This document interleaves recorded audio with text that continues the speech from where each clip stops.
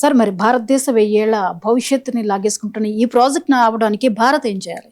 Yes అండి. ఇప్పుడు భారత ప్రభుత్వం ఏం చేయగలదు, ఏ విధంగా ఆపగలగదు అంటే, ఇప్పటికే చైనా ఎకానమీ 5.5 రెట్లు ఎక్కువ, ఆల్మోస్ట్ $20 ట్రిలియన్.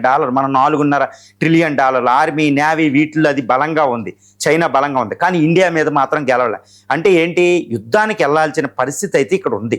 ఫస్ట్ ఏంటంటే ఇండియా యుద్ధానికి సిద్ధమయ్యే చైనా డ్యామ్ను మాత్రం వ్యతిరేకించడం మొదలు పెట్టాలి. నెంబర్ 1 అంటే యుద్ధానికి చైనాతో యుద్ధం చేయడానికి మనం గ్యారంటీగా సిద్ధంగా ఉన్నాం. అన్ని రకాల న్యూక్లియర్ ట్రైడ్ నుంచి, న్యూక్లియర్ సబ్మెరైన్ నుంచి, ఎయిర్ ఫోర్స్ నుంచి, నేవీ, ఆర్మీ, ఈ ఆపరేషన్ ప్రహార, డ్రోన్ ఫోర్స్ అన్నీ సిద్ధంగా పెట్టుకున్నాం. కాబట్టి ఇప్పుడు చైనా డ్యామ్ను మనం ఆపి తీరాల్సిందే.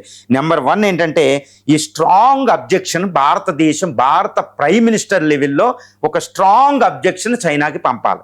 మీరు ఎట్టి పరిస్థితుల్లో బ్రహ్మపుత్ర రివర్ మీద ఈ డ్యామ్ను ఆపండి, లేకపోతే it's an act of war కింద మేము ట్రీట్ చేస్తాం అని భారత ప్రధాని స్వయంగా ప్రకటించాలి. విదేశాంగ శాఖ మంత్రి కాదు, విదేశాంగ శాఖ కార్యదర్శి కాదు, రాయబారులు కాదు, భారత ప్రధాని అటు పాకిస్తాన్ నుంచి టెర్రరిజం ఒక్క బుల్లెట్ వచ్చినా ఎన్ యాక్ట్ ఆఫ్ వార్ కింద నేను డిక్లేర్ చేస్తానంటూ మోడీ గారు ప్రకటించినట్టే ఇదే భారత ప్రధాని మోడీ గారు డైరెక్ట్గా చెప్పాలి చైనాకి. I repeat it. ఏంటంటే చైనా ఈ డ్యామ్ నిర్మిస్తే ఎన్ యాక్ట్ ఆఫ్ వార్ అని, దీన్ని ఆపండి అని ప్రకటించాలి. అది చాలా చాలా అర్జెంట్ అది. ఎందుకంటే ఇంటర్నేషనల్ రివర్ మీద పూర్తి అథారిటీ లోవర్ రైపేరియన్ నేషన్స్కి ఉంటుంది అకార్డింగ్ టు ఇంటర్నేషనల్ లా.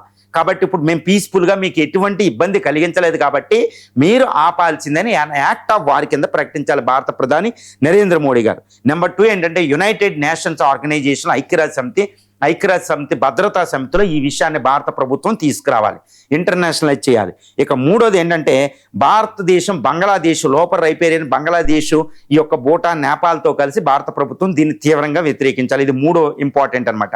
ఇక 4వది ఏంటంటే టిబెట్. ఇక చివరి అస్త్రం భారతదేశం చేతిలో ఒకటి ఉందండి, ఇది తిరుగులేని అస్త్రం. నాకు తెలిసినంతవరకు ఇందిరాగాంధీ బతుకుంటే అదే చేసినేమో, నిజంగా చెప్తున్నా అదే చేసినేమో.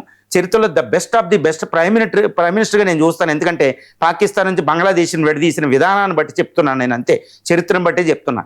అదేంటంటే ఇప్పుడు టిబెట్, చైనాలో 1/3 భాగం ఉంటుంది టిబెట్, ఆల్మోస్ట్ 40%. ఈ టిబెట్ని భారత ప్రభుత్వం 1954లో చైనాలో ఒక భాగంగా అంగీకరించాం. ఇప్పుడు 2025-26లో మనం ఏం చేయాలంటే, ఇప్పుడు ప్రస్తుతం చైనా డ్యామ్ నిర్మిస్తుంది. ఎందుకంటే ఎంటైర్ ఈ యొక్క బ్రహ్మపుత్ర ఉపనదులు, ఒక 20 ఉపనదుల మీద అది నిర్మిస్తుంది. ఇవన్నీ టిబెట్ నుంచి ప్రవహిస్తాయి. టిబెట్ చైనాలో భాగం కాకపోతే ఆ డ్యామ్ అది నిర్మించలేదు. ఈవెన్ ఈ మెడాంగ్ కంట్రీ కూడా ఇక్కడే ఉంటుంది టిబెట్కి తూర్పున. కాబట్టి టిబెట్ని 1954 మనం పంచశీల ఒప్పందం నుంచి బయటకు వచ్చేయాలి. పంచశీల ఒప్పందం 1954 ఒప్పందం నుంచి, ఇండియా చైనా ఒప్పందం నుంచి బయటకు వచ్చేసి టిబెట్లో స్వతంత్రోద్యమానికి మనం మద్దతు ఇవ్వాలి. దళాయిలామా ఇక్కడే ఉన్నాడు, ఎగ్జైల్ క్యాపిటల్ ధర్మశాలలో ఉన్నారు. టిబెటన్ ఎక్కువ పీపుల్ భారతదేశంలో ఉన్నారు, వాళ్ళంతా మన కంట్రోల్లో ఉన్నారు. కాబట్టి ఈ టిబెట్ భారత చైనాలో అంతర్భాగం కాదు అని భారత ప్రభుత్వం ప్రకటించగలిగితే చైనా మీద యుద్ధం చేసినట్టే, చైనా ఏమీ చేయడానికి ఉండదు. టిబెట్ని భారత ప్రభుత్వం ఒప్పుకోకపోతే టిబెట్ని చైనా దాచుకోవడం, దాన్ని అదుపులో పెట్టుకోవడం అసంభవం కూడా. ఎందుకంటే Tibet is mostly related to India, దాన్ని కాపాడుకోవడం చైనా తరం కాదు. ఇది భారత చేతిలో ఉన్న అతిపెద్ద బ్రహ్మాస్త్రం. మరి ఇది ఎందుకు చెయ్యకూడదు? ఎందుకంటే టిబెట్ బ్రహ్మపుత్ర అంత డేంజర్, బ్రహ్మపుత్ర రివర్ని నిర్మించి 1000 సంవత్సరాల భారత భవిష్యత్తును తీసుకుని భారత సర్వనాశనాన్ని కోరుకుంటున్న చైనాలో టిబెట్ని మనం ఎందుకు అంగీకరించాలి? 1954 ఈ యొక్క టిబెట్ పంచశీల సూత్రం నుంచి, ఒప్పందం నుంచి భారత ప్రభుత్వం బయటికి రావాలి. ఇందిరా ఉంటే ఇది గ్యారంటీ చేసి ఉండిన అనేది నా అభిప్రాయం.